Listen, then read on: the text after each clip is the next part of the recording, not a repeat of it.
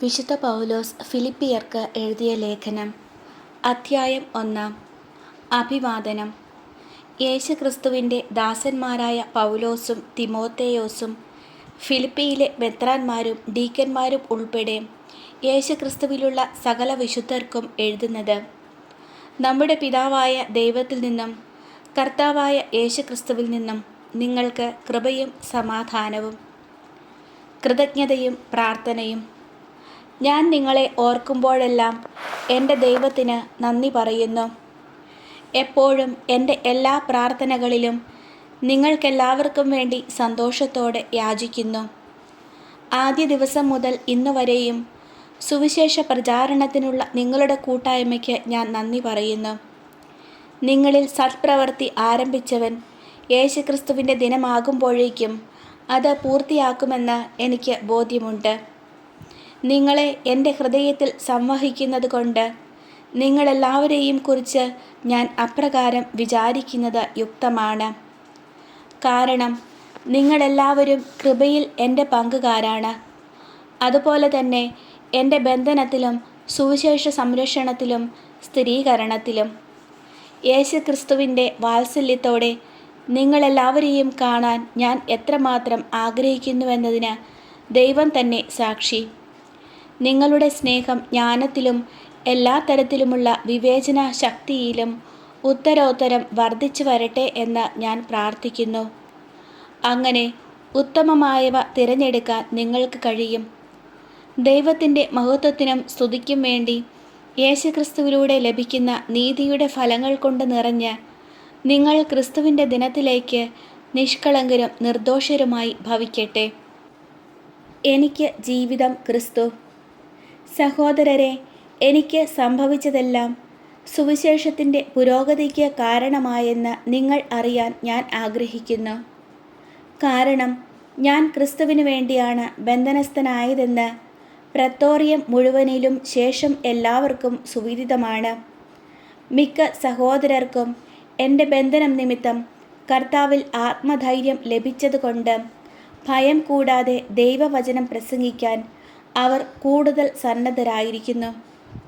ചിലർ അസൂയയും മാത്സര്യവും നിമിത്തം ക്രിസ്തുവിനെ പ്രസംഗിക്കുന്നു. മറ്റു ചിലർ സന്മനസ്സോടെ തന്നെ പ്രസംഗിക്കുന്നു. ഇവർ സ്നേഹത്തിൻ്റെ പേരിലാണ് അങ്ങനെ ചെയ്യുന്നത്. കാരണം സുവിശേഷത്തിൻ്റെ സംരക്ഷണത്തിന് ഞാൻ നിയുക്തനാണെന്ന് അവർക്കറിയാം.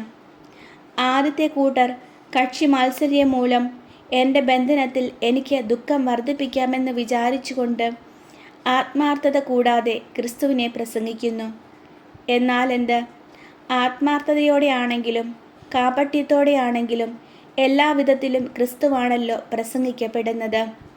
ഇതിൽ ഞാൻ സന്തോഷിക്കുന്നു, ഇനി സന്തോഷിക്കുകയും ചെയ്യും.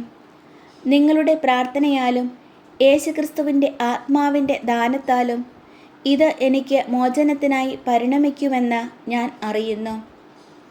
ആകയാൽ എനിക്ക് ഒന്നിലും ലജ്ജിക്കേണ്ടി വരികയില്ലെന്നും മറിച്ച് പൂർണ്ണധൈര്യത്തോടെ എപ്പോഴും എന്ന പോലെ ഇപ്പോഴും ക്രിസ്തു എൻ്റെ ശരീരത്തിൽ ജീവിതം വഴിയോ മരണം വഴിയോ മഹത്വപ്പെടണമെന്നും എനിക്ക് തീവ്രമായ ആഗ്രഹവും പ്രതീക്ഷയുമുണ്ട്.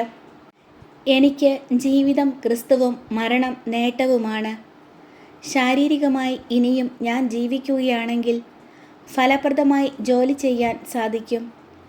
എങ്കിലും ഏതാണ് തിരഞ്ഞെടുക്കേണ്ടതെന്ന് എനിക്ക് അറിഞ്ഞുകൂടാ. ഇവ രണ്ടിനുമിടയിൽ ഞാൻ ഞെരുങ്ങുന്നു. എങ്കിലും എൻ്റെ ആഗ്രഹം മരിച്ച് ക്രിസ്തുവിനോട് കൂടെ ആയിരിക്കാനാണ്. കാരണം അതാണ് കൂടുതൽ ശ്രേഷ്ഠം. പക്ഷേ ഞാൻ ശരീരത്തിൽ തുടരുക നിങ്ങളെ സംബന്ധിച്ചിടത്തോളം കൂടുതൽ ആവശ്യമാണ്. നിങ്ങളുടെ അഭിവൃദ്ധിക്കും വിശ്വാസത്തിലുള്ള സന്തോഷത്തിനുമായി ഞാൻ തുടർന്ന് ജീവിക്കുമെന്നും നിങ്ങളെല്ലാവരുടെയും കൂടെ ആയിരിക്കുമെന്നും എനിക്കറിയാം. നിങ്ങളുടെ അടുത്തേക്കുള്ള എൻ്റെ തിരിച്ചുവരവ് യേശുക്രിസ്തുവിൽ ഞാൻ മൂലമുള്ള നിങ്ങളുടെ അഭിമാനത്തെ വർദ്ധിപ്പിക്കും.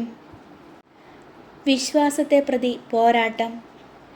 ഞാൻ നിങ്ങളെ വന്ന് കണ്ടാലും നിങ്ങളിൽ നിന്ന് ദൂരസ്ഥനായിരുന്നാലും നിങ്ങൾ ഒരേ ആത്മാവോടും ഒരേ മനസ്സോടും കൂടെ ഉറച്ചു നിന്ന് സുവിശേഷത്തിലുള്ള വിശ്വാസത്തിന് വേണ്ടി പോരാടുന്നുവെന്ന് നിങ്ങളെക്കുറിച്ച് കേൾക്കുവാൻ തക്കവിധം ക്രിസ്തുവിൻ്റെ സുവിശേഷത്തിന് യോഗ്യമായ രീതിയിൽ നിങ്ങൾ ജീവിക്കണമെന്ന് മാത്രം.